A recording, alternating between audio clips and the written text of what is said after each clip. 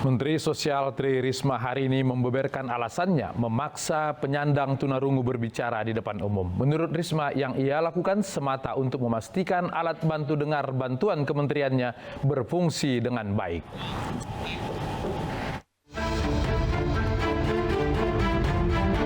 Peringatan Hari Disabilitas Internasional berlangsung penuh haru. Seperti biasa, Menteri Sosial Tri Risma hari ini tampil impresif. Ia menangis terseduh-seduh. Hingga tiba pada bagian Risma memaksa penyandang tunawicara untuk bicara. Kamu sekarang, Ibu minta bicara. Nggak pakai alat, kamu bicara, Aldi. Menteri Risma beralasan ia hanya mengecek peralatan. Apakah sebetulnya dia memang hanya tunarungu atau tunawicara atau dua-duanya? Nah, itu cara mengetesnya begitu, dia melatih untuk bicara. Sementara Komnas Disabilitas tidak melihat adanya paksaan dari Menteri Sosial terhadap penyandang disabilitas, tetapi mendorong pengembangan kemampuannya. Kami memahami keberatan yang dirasakan teman-teman penyandang disabilitas dan komunitas penyandang disabilitas, menghargai model, tahapan, habilitasi dan rehabilitasi intervensi dini dalam meminimalisir hambatan penyandang disabilitas untuk kemandiriannya. Momentum Hari Disabilitas dipandang sebagai pembelajaran untuk meningkatkan kepedulian dan mendukung pemenuhan hak penyandang disabilitas.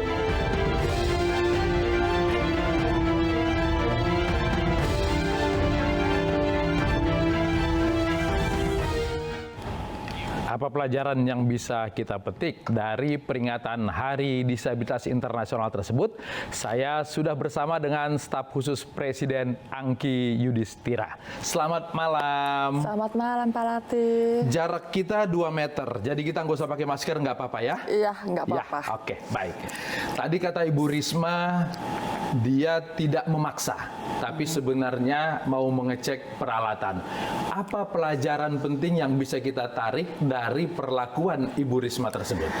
Baik, jika kita bicara tentang Ibu Menteri, sebenarnya Ibu Menteri, saya, dan beberapa jajaran terkait itu dari awal tuh memang mendukung penuh pembentukan Komisi Nasional Disabilitas itu yang artinya ini bentuk komitmen dan keseriusan Ibu Risma untuk merealisasikan amanat undang-undang. Artinya Ibu itu memahami betul bahwa penghormatan, perlindungan, hak penyandang disabilitas itu mesti terwujud, gitu kan. Hanya saja apa yang terjadi saat ini memang perihal komunikasi saja. Perihal komunikasi saja. Komunikasi saja atau pemahaman? Mohon maaf, saya sebetulnya juga perspektif ya. Biasanya saya menyebut orang yang tidak bisa mendengar dengan sapaan tunarungu. Tapi saya pernah bertemu dengan anaknya Pak Ray Sahitapi, Surya Sahitapi. Dia bilang tidak perlu menggunakan kata tunarungu, katakan saja tuli, tidak masalah buat kami. Ini kan berarti soal perspektif ya. Betul. Jadi kalau kita bicara tentang tunarungu atau disabilitas, kita bicara disabilitas dulu ya. Disabilitas ini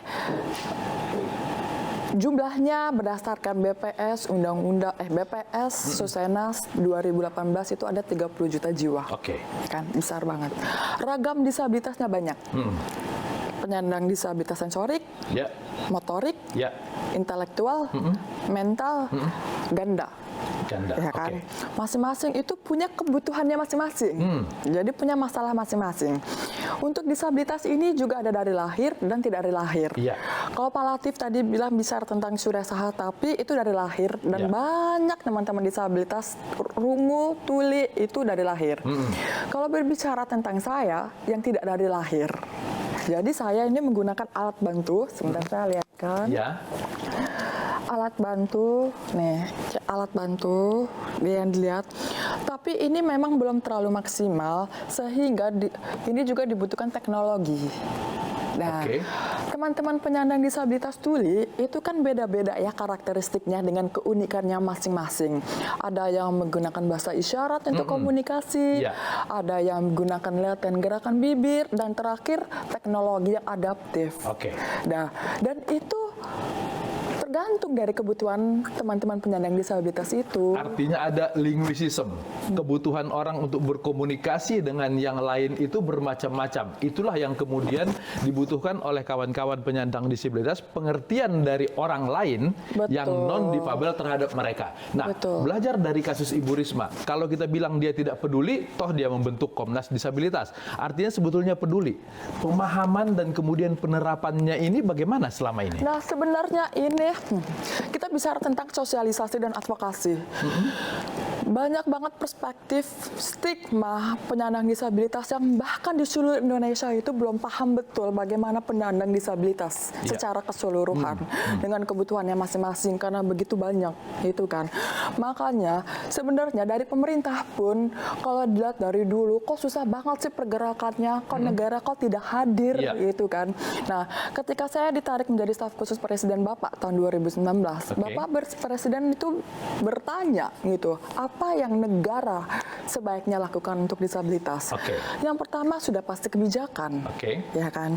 Kebijakan penyandang disabilitas ini memiliki Undang-Undang Nomor 8 tahun 2016 tentang penyandang disabilitas.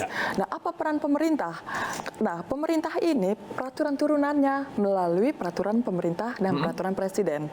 Sepanjang 2019 dan 2020, Bapak Presiden mensahkan 7 peraturan pemerintah dan 2 peraturan presiden. Untuk mendukung undang-undang tadi? Untuk mendukung undang-undang tadi, memperkuat undang-undang tadi. Implementasinya adalah itu tantangan, Pak Latif. Jadi, pemerintah pusat membuatkan kebijakan untuk bisa bagaimana kementerian lembaga ini mengimplementasinya sehingga manfaatnya dirasakan oleh teman-teman penyandang disabilitas. Tantangan kebijakan ini kan sampai ke otonomi daerah. Nah, kalau bicara otonomi daerah, kalau di Jakarta kita melihat trotoar tentu sudah sebagian besar ramah dengan disabilitas. Bahkan bis juga dengan lower deck, ada ramnya ramah. Di daerah sejauh ini apakah sama seperti itu atau tetap susah?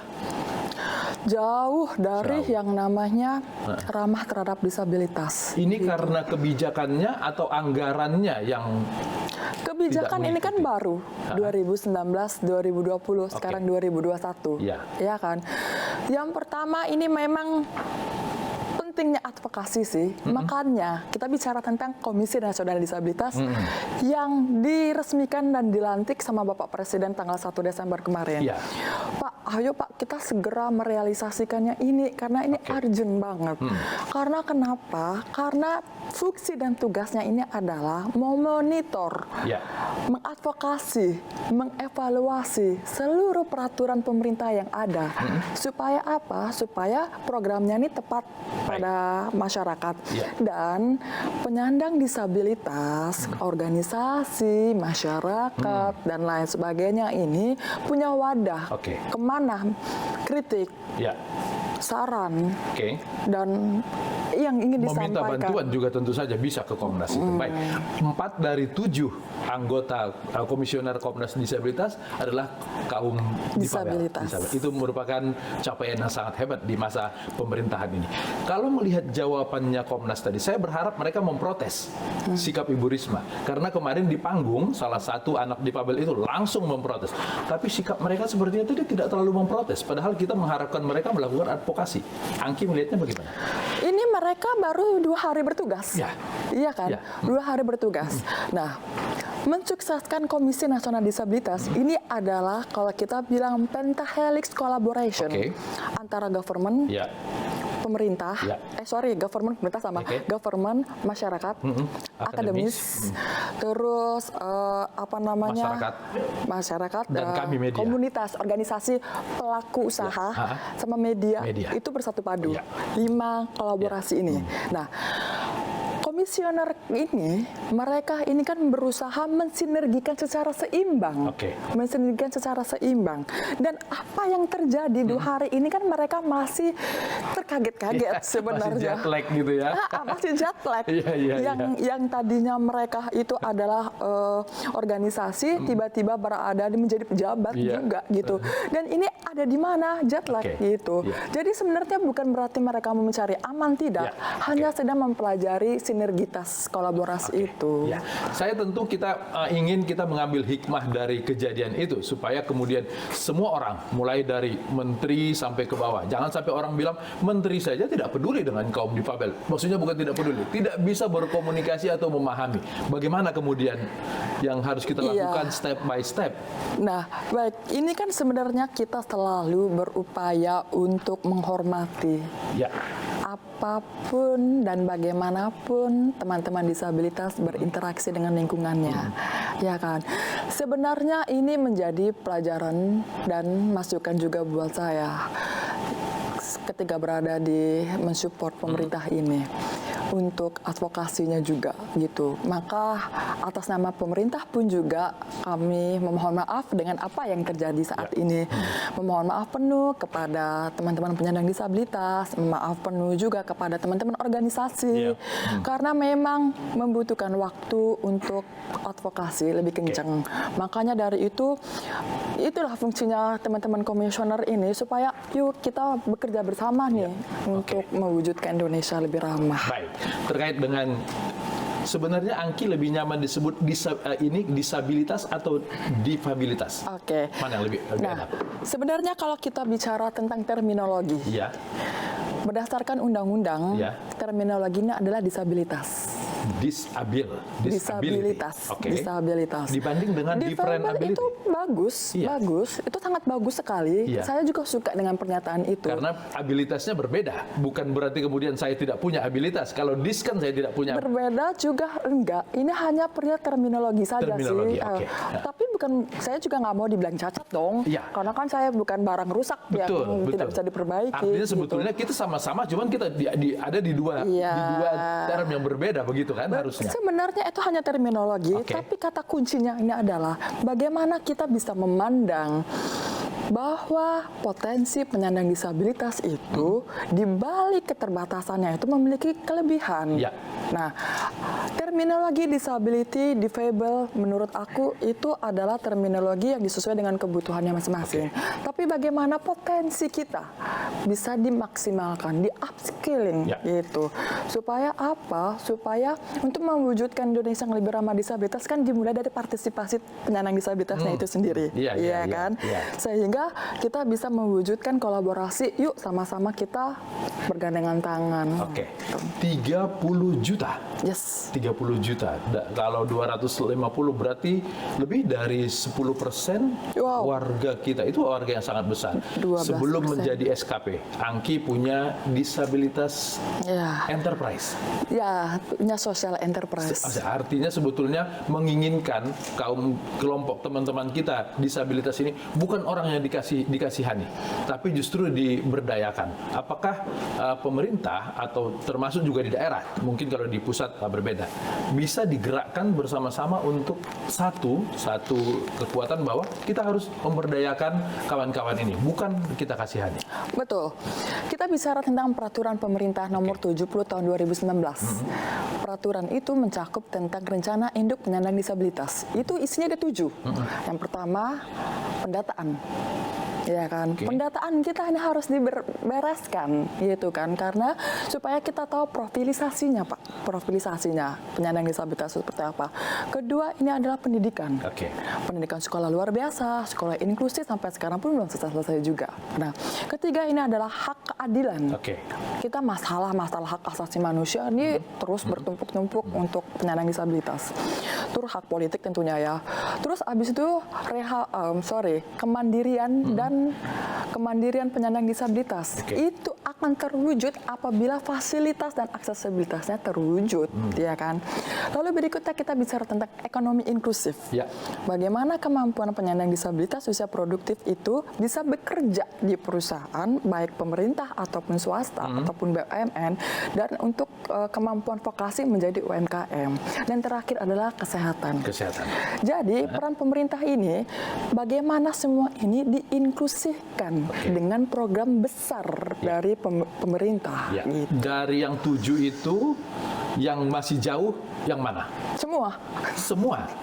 Kalau misalnya tentang hak politik, kita pernah punya presiden yang disabel. Nah, makanya ini hak politik Bapak Presiden ketika merekrut penyandang disabilitas, perempuan disabilitas, pemimpin berada di sebelah Bapak, ya kan? Ini kan menjadi langkah positif buat politik berikutnya bahwa untuk menyuarakan kebijakan dan segala macamnya dimulai dari dalam. Oke, baik. Terakhir, apa pesan Angki kepada kita semua, tidak hanya Pentahelix, tapi warga dan segala macam, untuk menyukseskan adanya Komnas Disabilitas dan hari peringatan kita kepada Hari Disabilitas Internasional ini? Oke. Mari kita sama-sama saling memberi pemahaman satu sama lain tentang kondisi sesungguhnya penyandang disabilitas. Ya. Kita selalu berupaya untuk menerima segala masukan, segala kritik. Ya. Untuk apa? Untuk mewujudkan Indonesia yang lebih ramah terhadap penyandang disabilitas. Jadi, untuk mewujudkan itu, yuk kita bersinergi sama-sama. Bersinergi bersama-sama untuk mencapai apa yang semua kita inginkan dengan Indonesia yang kita semua beragam di dalamnya dan kita satu tujuan. Betul, Untuk karena Indonesia kita lebih membentuk baik. ekosistem. Betul sekali. Untuk ekosistem Indonesia, no one left is behind. Tidak Oke. ada satupun yang tertinggal dalam Baik. setiap program. Bertepatan dengan Hari Disabilitas, ada di salah satu saluran TV berbayar, ada film From Zero to Hero, cerita tentang atlet Paralimpik dari Hong Kong yang bisa kemudian menjadi juara berkali-kali. Saya kagum sekali melihatnya dan saya kagum melihat Angki hadir di sini dengan optimisme yang begitu besar. Terima kasih sudah berbagi di iNews Prime. Selamat malam. Selamat malam, terima kasih.